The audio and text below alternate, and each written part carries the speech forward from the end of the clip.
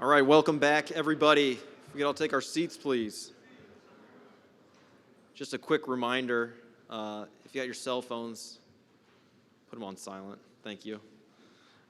Next up, we're going to hear from Dan Knotts from the Independent Petroleum Association of America. Dan is currently the Executive Vice President of Government Affairs and Government Relations and Political Affairs for the Independent Petroleum Association of America. He coordinates all the activities for the association concerning federal resource issues and manages the political activities for the association. Dan spent 12 years previously working on Capitol Hill, working for the late Senator Craig Thomas in various capacities, including as Chief of Staff and Legislative Director. Dan holds a Bachelor of Arts degree in Political Science from Colorado College and a Master's of Arts in Public Administration from the University of Virginia. Please join me in welcoming Dan Knotts to the stage.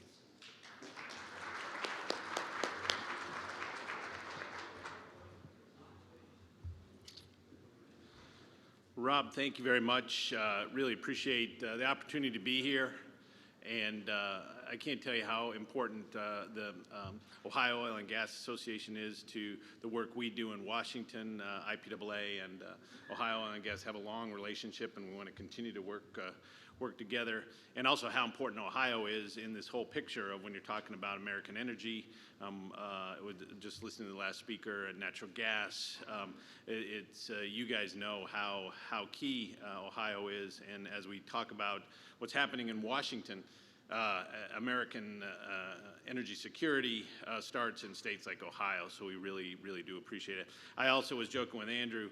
I have 20 minutes, which I guarantee you won't want to hear from me for more than 20 minutes, but he said 20 minutes to tell you everything that's going on politically in Washington as it pertains to the environment and energy. And I said, that'd be about maybe 2 hours, 3 hours, and we just get started. So again, we really do appreciate being here. And look forward to having a dialogue, and hopefully I have a little time for questions if I speed along. What we'll do today quickly is just talk about the importance of American oil and natural gas. Also, shifted up my presentation, I'll be honest with you, ended really with what was happening on the international stage, but so much of what's happened in Russia and Ukraine over the last week has really forwarded this discussion of energy in Washington and what's going to be done and how it's going to be tackled, and then what we see going forward. So we'll get started. First of all, for those of you who don't, I know we have many members here, but IPAA don't know who IPAA is. IPAA, Independent Petroleum Association of America. We're a federal trade. We're headquartered in Washington, D.C. We represent about 6,500 producers across the country in 34 states. So really, the power we have is we have a lot of members in different states, and again, certainly Ohio is an important area that we work in. And our member companies, the average size is still about 25 people. We go up to publicly traded companies, but really IPAA member companies were the innovative leaders that helped usher in the shale revolution in the United States, and we talk about that in Washington every day. Again, the power, the ingenuity of this industry to go forward. If you're talking about the shale revolution, just unbelievable how things have transformed. And again, that's a credit to everybody in this room. That's a credit to the industry of taking chances, taking risks, looking at ways to do things differently. And it's so important to what we're talking about today. Real quickly, talk just about the employment numbers. Something that comes up so often in Washington is not only the employment that happens in this industry at the wellhead, but the important role that oil and natural gas play throughout the economy. You're talking about railroads, engineering, trucking, construction, service industry. The couple speakers before was talking about if you didn't have oil and natural gas, what would happen? And I agree, you would have a cell phone. I don't know what it would look like. I don't know what plastics would look like. But what's happened here and the role that affordable natural gas, affordable energy has provided to the United States is just enormous. And the choices that the nation makes regarding our energy mix have a huge impact on the economy, and you can see that huge impact on the world. decisions, and we'll talk a little bit about it shortly, about the Biden administration coming in on the first day. Those policy decisions have impacts.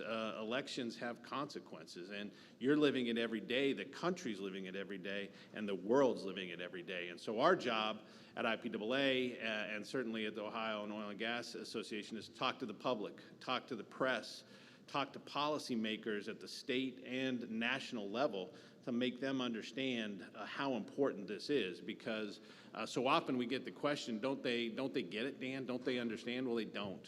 A lot of folks don't.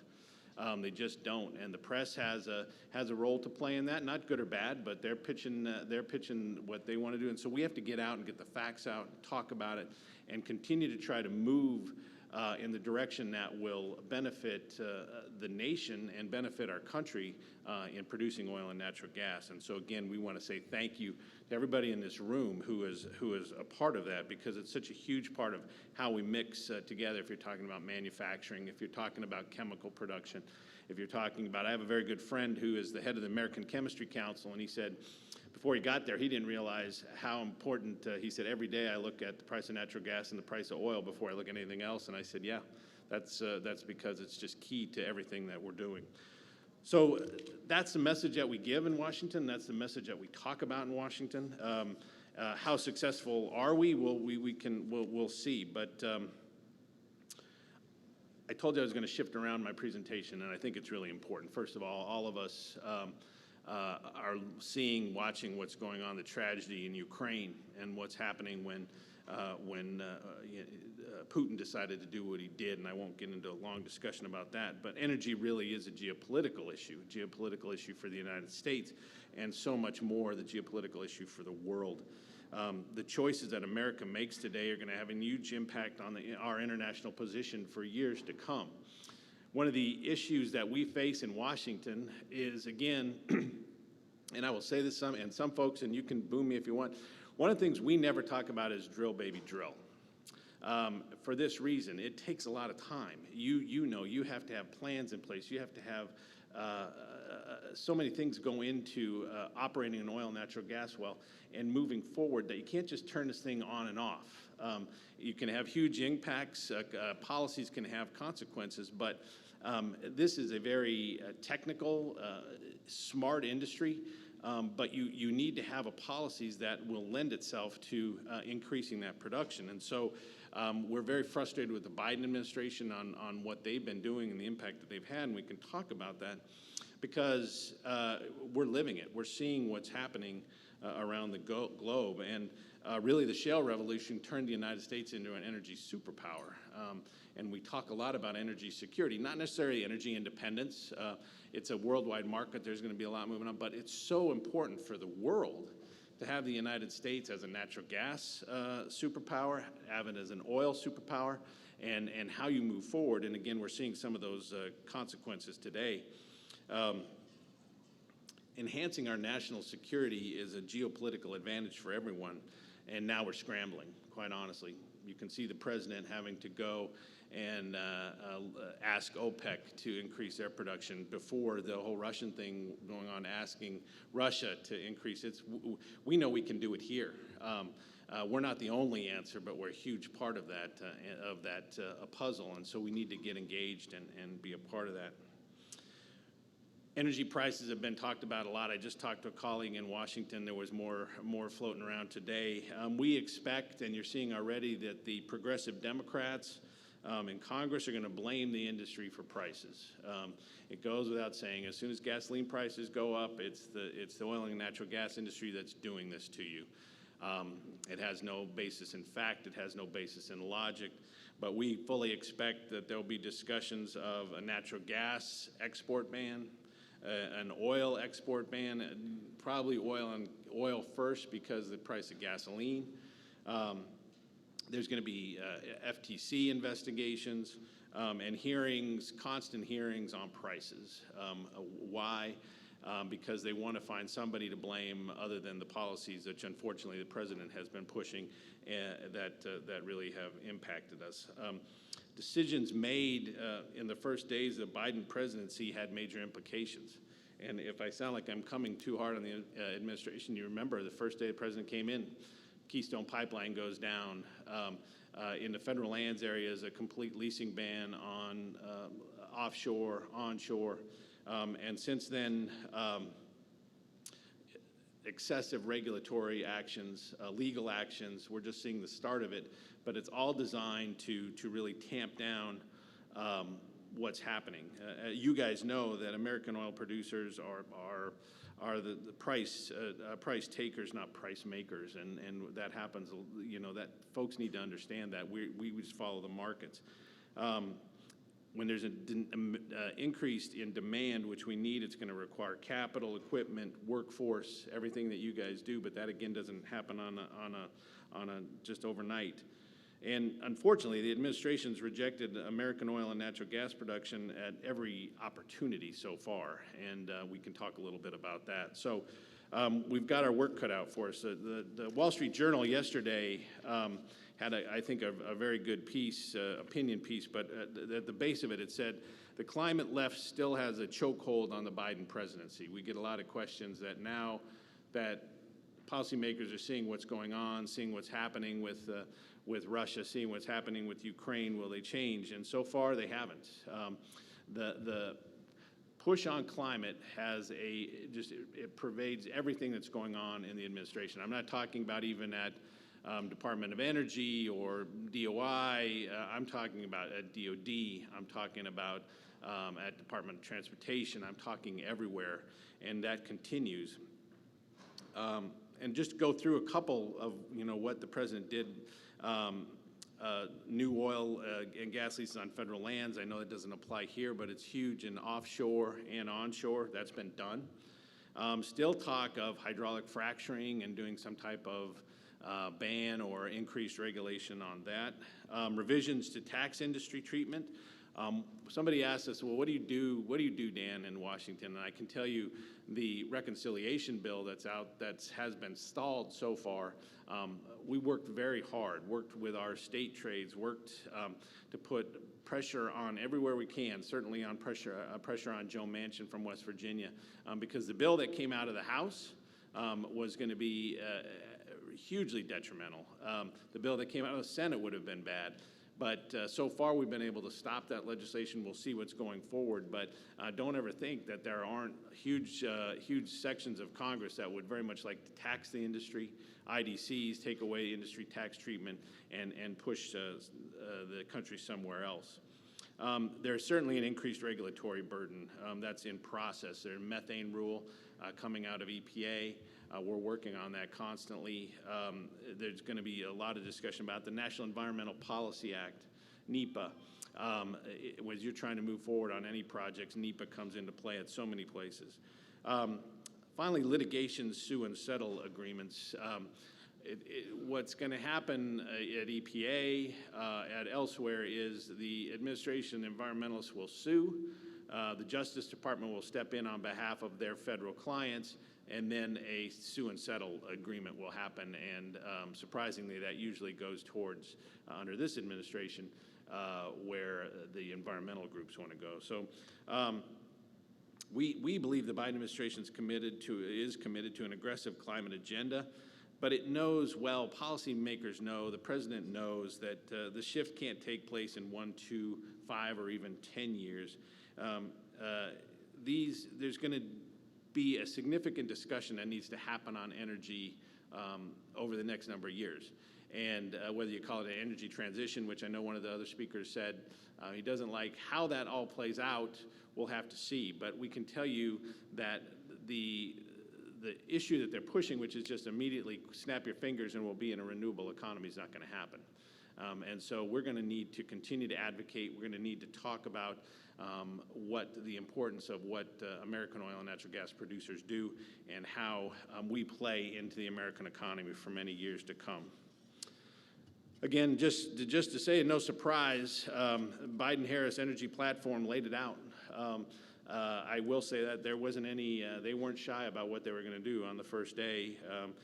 In their website, the campaign even had ban on all new oil and gas leases, federal lands. That's done. Hold and conduct full review, Trump administration's change on National Environmental Policy Act, that's done. EPA and Justice Department pursue cases against climate violators. We're seeing more and more of that. And so, you know, they weren't shy about what they were going to do. We knew what was going to happen, and our job is now to try to continue to engage and push, and again, even push the administration to try to find answers. I always want to bring this up to, you know, the industry always struggles with federal regulations. Earlier today there was also where they did the polling, and polling of folks in Ohio about the energy industry, and it was always very positive. And one of the other issues is what's holding the groups back, and it's federal regulations, and I couldn't agree more. So often at IPAA or elsewhere, we get attacked of trying to circumvent environmental regulations. Nothing could be further from the truth. Environmental regulations should be cost-effective and based on managing risk. We believe that the laws really are designed to be delegated to the states where they can work with the states, and that it's going to be essential for all forms of energy, oil, natural gas, to be part of a regulatory mix that allows everybody to go forward, and that the government doesn't pick winners and losers. And certainly that's our concern of what's happening now. So finally, I'll end, and then hopefully happy to take any questions. But I think it's so important to remember that policy decisions today have huge impacts for tomorrow. We know that. We're seeing it live. We're seeing it happening right now around the world. And it's really essential for America to continue to be a leader in energy development. Certainly oil and gas is going to be a huge part of that. And it's key that the United States be a world energy superpower. We talked about that because you can see the impact on the world economy when we're not, or when we take a step back. And so we need to continue to engage. We need to continue to engage with policymakers. We need to continue to engage with the world to continue to do the fantastic work that America's oil and gas industry does. And we really believe it's time for the Biden administration to look at the American oil and natural gas as a partner in its efforts, not the enemy. You know, that's important that I said that quickly, but I think it's important. We want to find solutions. We want to move forward, and I know all of you do as well. And we're looking for a balanced energy approach that gets us to really use the resources and ingenuity of the American oil and gas producer to help us move this forward. So with that, I think I've got a little time. If I don't, give me the hook, but I'm happy to answer any questions if there are any. Questions? Yep.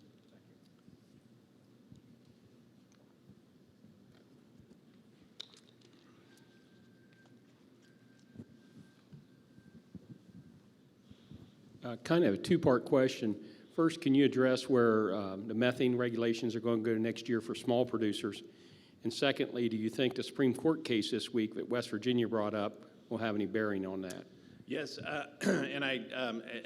yes. The answer is, let me take the Supreme Court. The Supreme Court is going to have a huge impact. That decision will be very important. I'm not our methane expert. Lee Fuller in our office is, but I talked to Lee before I came. The regulations impacting small producers is going to be a real fight. Those are moving forward. We just filed comments. It's kind of an ongoing process. But I do think Lee was telling me that the Supreme Court case, really watch that. I think it could have a significant impact on how they move forward. So stay tuned on that, and we'll be engaged. That's why, again, that's what we're there to do. We represent small producers, and if any of you know Lee, I know Tom Stewart knows Lee very well. Probably the smartest guy that I've ever met in my life on these issues. I don't want him to get too cocky, not overall, but on these issues, he knows them very well, and we're going to get into that fight. So we'll be continuing to work on it.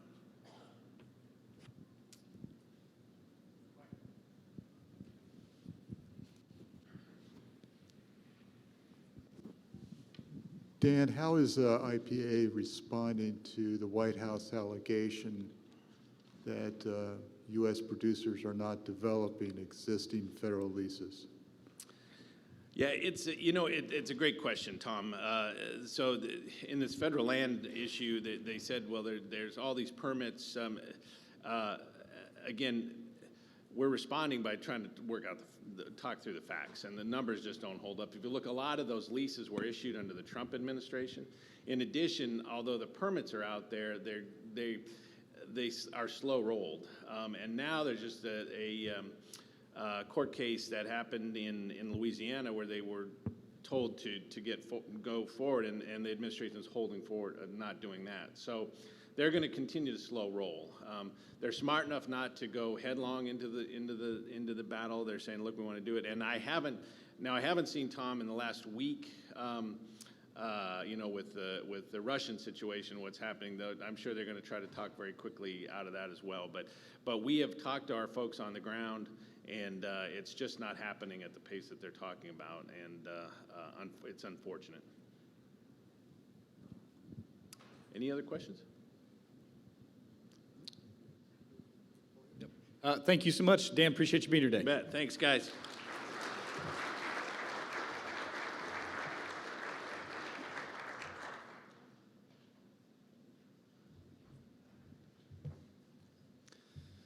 Thanks, Dan, to you and your entire team for keeping an eye on things in Washington for the industry. We really appreciate it. We're really excited about this next speaker. Up next, we have Toby Rice, who's the CEO of EQT Corporation. Toby was named EQT's President and Chief Executive Officer in July of 2019, when he was also elected to the company's board of directors. Since May of 2018, Toby has served as a partner at Rice Investment Group, a multi-strategy fund investing in all verticals of the oil and gas sector. From October of 2013 until its acquisition by EQT in November of 2017, Toby was the President, Chief Operating Officer, and a member of the Board of Directors of Rice Energy. Previously served in a number of positions with Rice Energy, its affiliates, and predecessor entities beginning in February of 2007, including time as President and Chief Executive Officer of a predecessor entity from February 2008 through September 2013. Please join me in welcoming to the stage Toby Rice.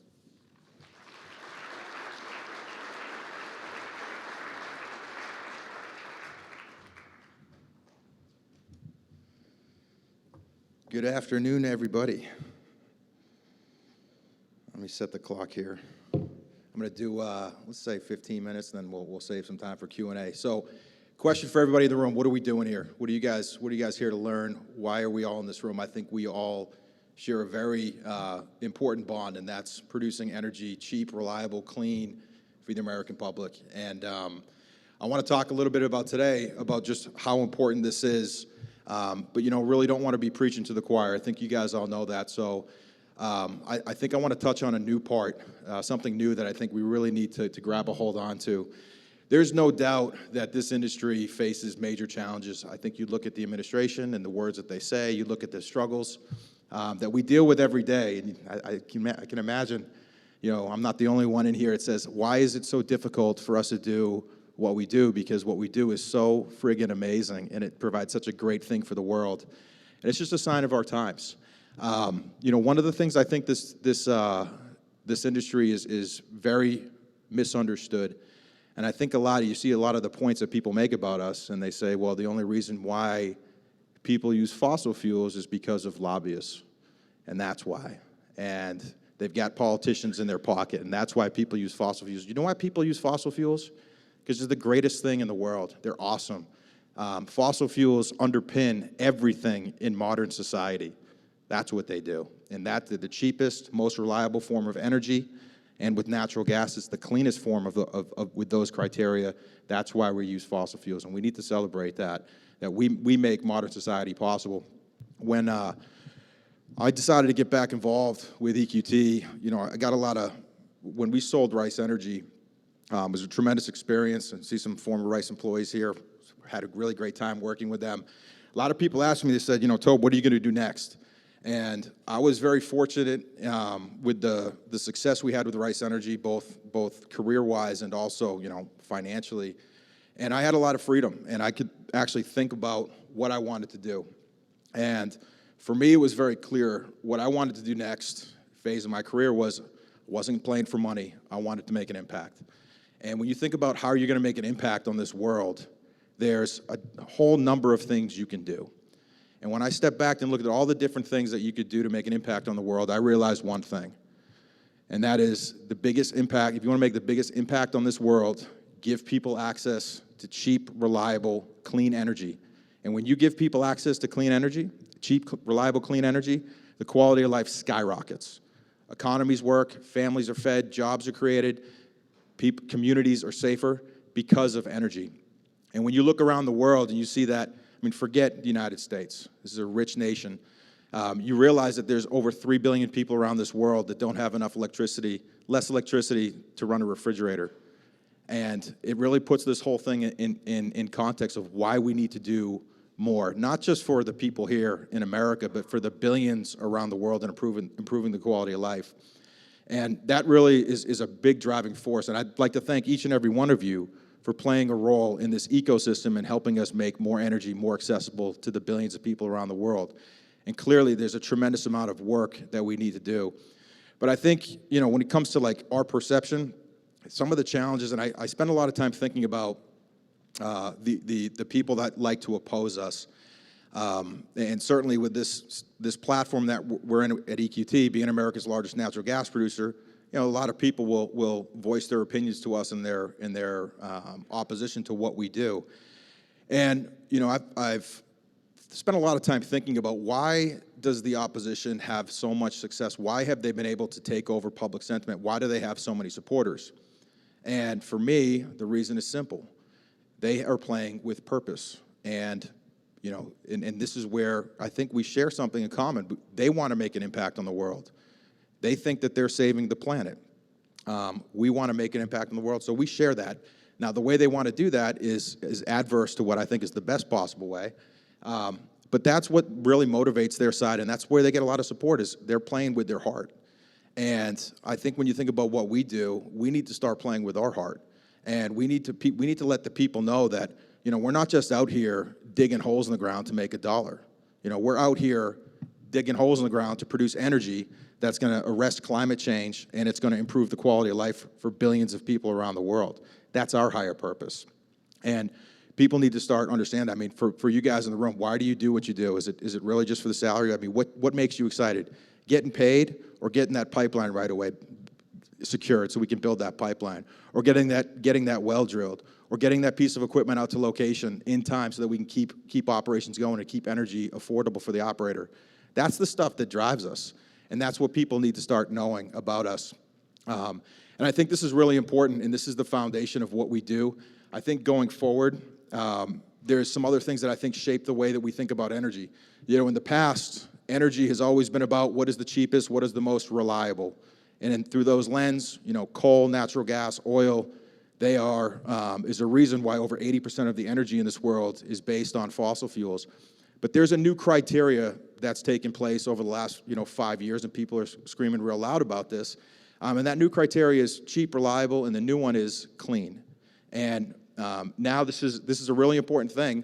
And you see the ESG movement, which is really the E movement. It's really only about the environment. And this is something I've been incredibly proud of, this industry and how everybody stepped up and met this new challenge. And I think what a lot of people, when I was talking with somebody in the administration last week, I said, Tobe, will you tell me why you're doing so much on the environmental front? Like, what's driving you to do this? And to be honest, it was very offensive to me. Because I think about what we do and what drives us. This industry has always cared about the environment. This industry has always put safety of our people number one, protecting, minimizing the impact to our operation, to the environment as number one. And it's exactly what I told them. And I said, and listen, we're not really doing anything that much different than what we have been. The only thing we're doing now is we're actually talking about it. We're talking about how we care about the environment. We're talking about how we take care of our employees, how we take care of our contractors, how we make communities a better place. And we need to keep talking about these things because like I said before, there's a very big misconception about who we are. And so the biggest challenge now, there's certainly a lot of threats on, methane emissions, I think, is our biggest one facing the industry today. And I was talking to Secretary Granholm a couple months ago, and she started asking about methane emissions. And I said, Secretary, you have concerns over methane emissions, good. Keep the bullseye there, because this industry is going to knock that out of the park. just like what we did with the concerns with hydraulic fracturing, and you guys remember how that was 10 years ago. That was going to ruin the planet. What did this industry do? We kept doing what we were doing. We brought some more transparency. We started disclosing our frac chemicals to a website, fracfocus.org. Range Resources was awesome in being a leader and getting that set up. And, over time, in 2016, the EPA came out and said hydraulic fracturing is safe. Then they went after pipelines and said, pipelines are environmentally destructive. And, just last year, Secretary Granholm said pipelines are the most effective way of moving products. And now they're on methane emissions. And this is a big thing, and we're taking this seriously. I think it's a really great opportunity for us in Appalachia to showcase the environmental performance we have when it comes to emissions. This is the most lowest emissions intensive basin in the world, half the emissions than Russia.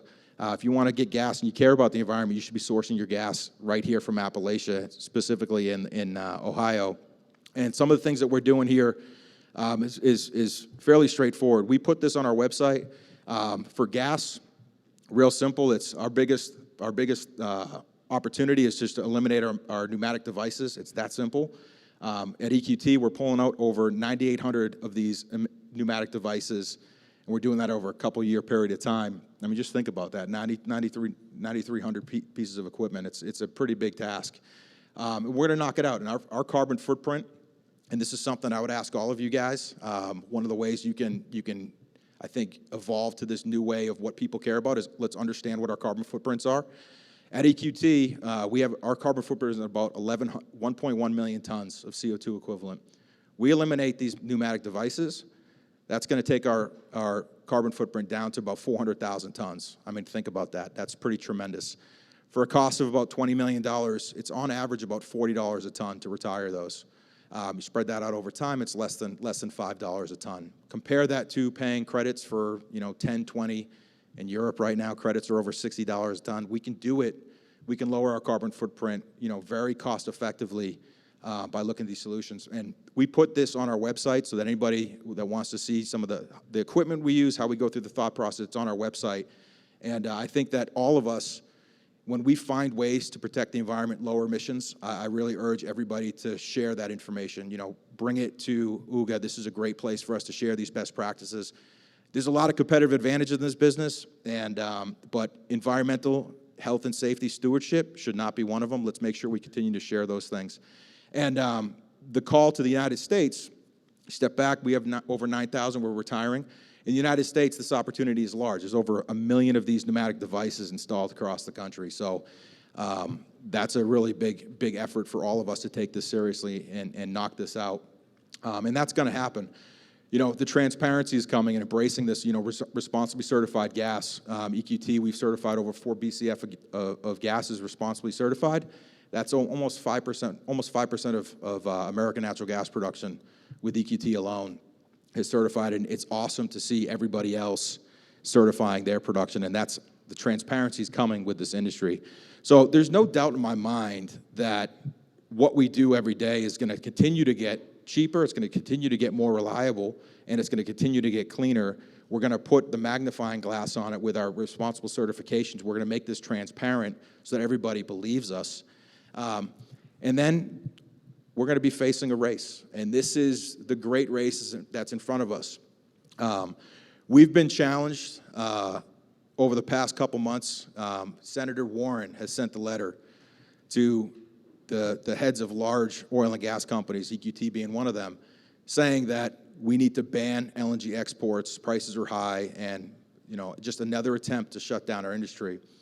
And our response to her, which, to be frank, was thought a lot about, stepping up and actually using our voice in this industry, and we put a pretty strong letter back to her.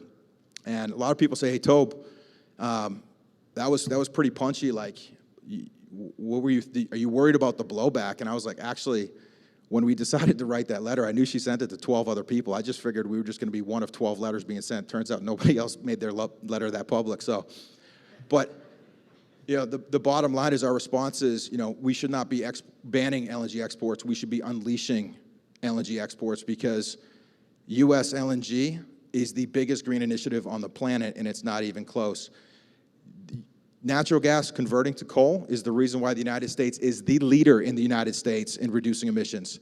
Hands down, not even close. We are the leader. Unfortunately, and we did that by replacing coal with natural gas, unfortunately, during that same period of time where we reduced our emissions by almost 1 billion tons, thanks to natural gas, China and India increased their emissions by 4.5 billion tons.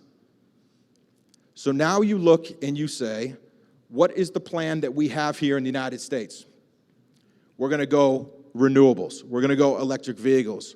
Well, I hate to depress anybody, but it doesn't matter if we replace natural gas-fired generation with renewables. It doesn't matter what we do in this country. The only thing that matters is shutting off foreign coal. And the only way to do that is with the people in this room, the resource under our feet, and more pipeline infrastructure, more LNG export infrastructure. This is the opportunity in front of us, people, is absolutely tremendous. Every BCF a day that we can put on the water, and as long as we're burning coal in the modern world, we can say that that BCF a day is going to displace coal. Well, a BCF of coal is about 50 million tons of carbon emissions per year. That BCF of gas is about 20 million tons. So every time we put a BCF a day on the water, we are saving 30 million tons of emissions. Simple math.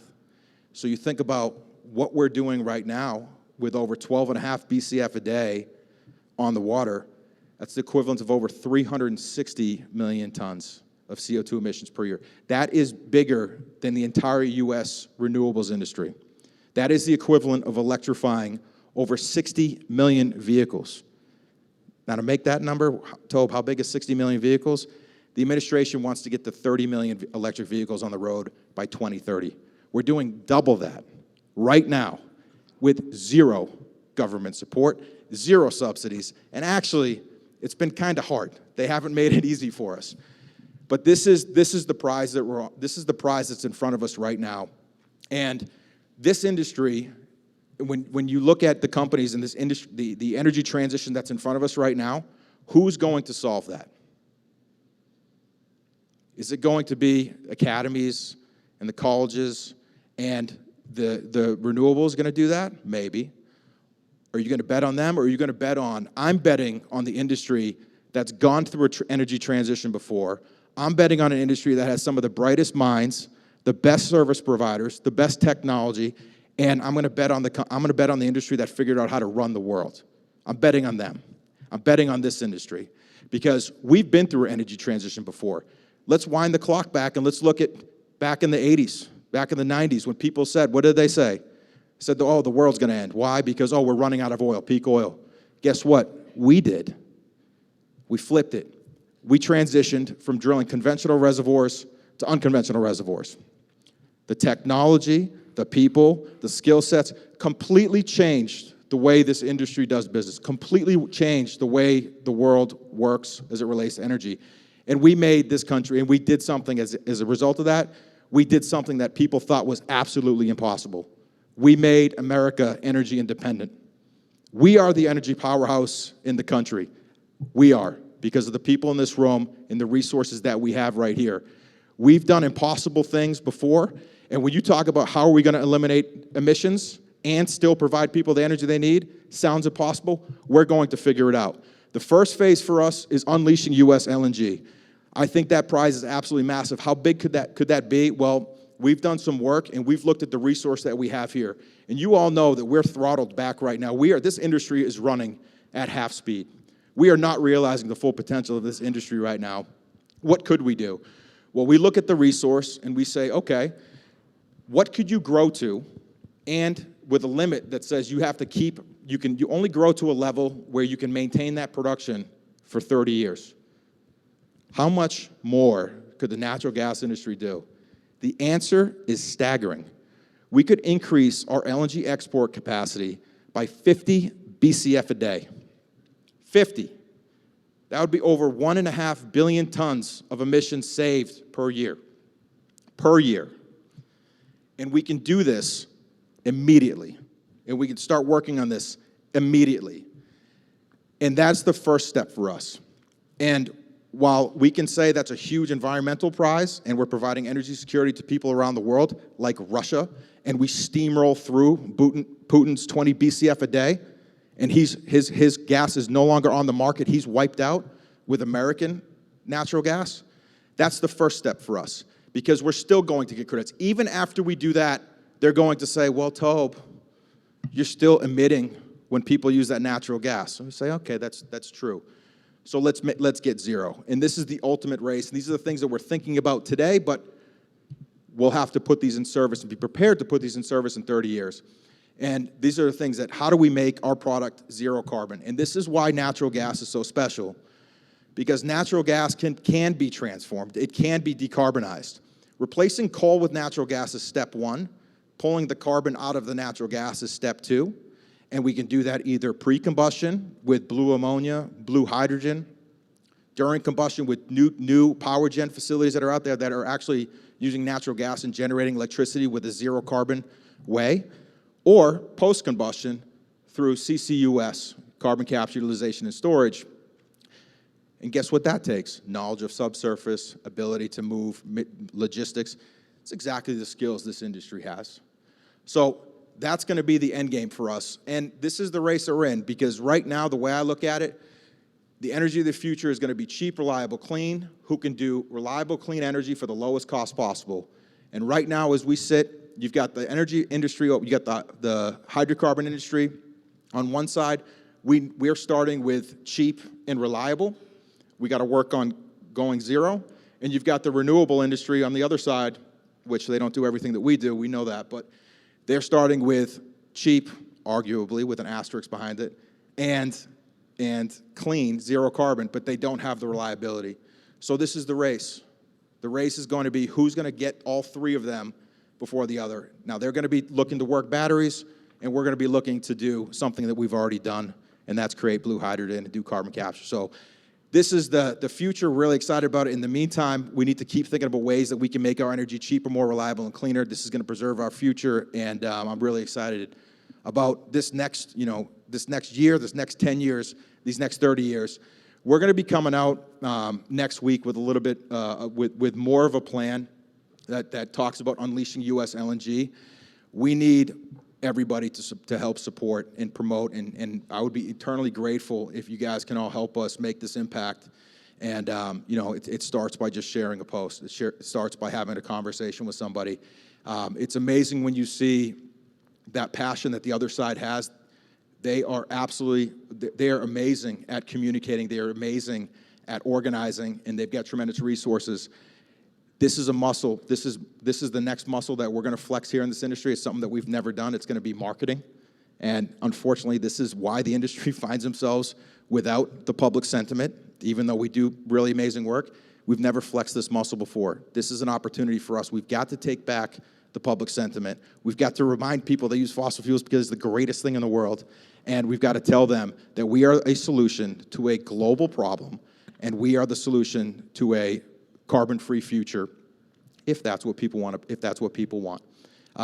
Thank you, guys. I don't know if I have any time for questions, but okay, we'll do a couple questions.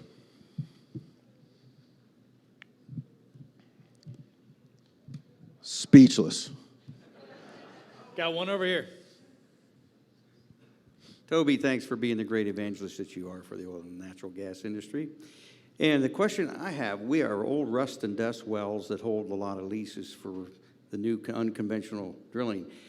The pneumatic controls and stuff that you mentioned, our footprint is really small, but in some ways we get just swept right up in with the rest of it. And I heard Michael Reagan, the EPA director, make a proclamation that, there's these replacement things for that are economical. But to us, it's not, because when you have a 2, 3, 10 MCF a day well that needs to have that replacement made, we just can't afford to put that equipment in there. So do you have, what's the bridge of that gap? Do we get exempted from that because we're going to die anyways at some point in time? Or this is a great point. And listen, these methane regulations that are coming out right now, all right, the threshold is 0.2. If you have a methane intensity level lower than that, you're not going to have to pay a penalty. EQT, we're sitting at 0.05 and we'll be 0.02. You could say, I wouldn't care. I would just say, go ahead and do it. But guess what? I do care. You know why? Because if this goes into place, then what happens to your wells? All right, can you pay those fines? You can't. And what are marginal wells here? And this is true for every marginal well that's here in this country. And this is really what people need to think about. There's 8 BCF a day of marginal wells here in the United States that produce less than 75 MCF a day. So here we go, passing policy in name of protecting the environment. Sounds great, makes you feel good, but what happens when we take off 8 BCF a day out of the market? That's 8 BCF a day of coal. That steps right up. That's 240 million tons a year of emissions that gets added.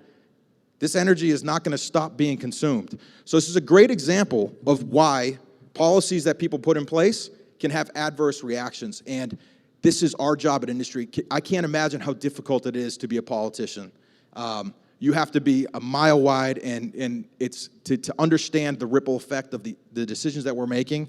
It's very difficult. So I don't hold it against these politicians for not understanding these impacts, but we have to be very loud and vocal about that. It's absolutely important. It's important we protect our small producers. Now, I said the last thing about this, and this is really tough for me to say because we embrace regulation in this industry. We comply with regulation in this industry. But guess what? I look at what's happening to pipeline projects like MVP, and while we have to fill out 37 different types of permits to do the work that we do every day, I have no problem doing it. But now I look at what's happening at projects like MVP, and I realize the 4,000 pages of permits that we need to put together are 4,000 opportunities for these environmentalists to come and attack and challenge and push and get us and try and shut us down. And that needs to stop. For political leaders, we need to give more certainty. If you're going to put more regulations, you've got to give us certainty that when we fill out the permits, it gets approved, we're able to conduct our operations and make the world a better place. And that's something I think is really important for us to all think about. Any other questions? Okay, join me in thanking our speaker.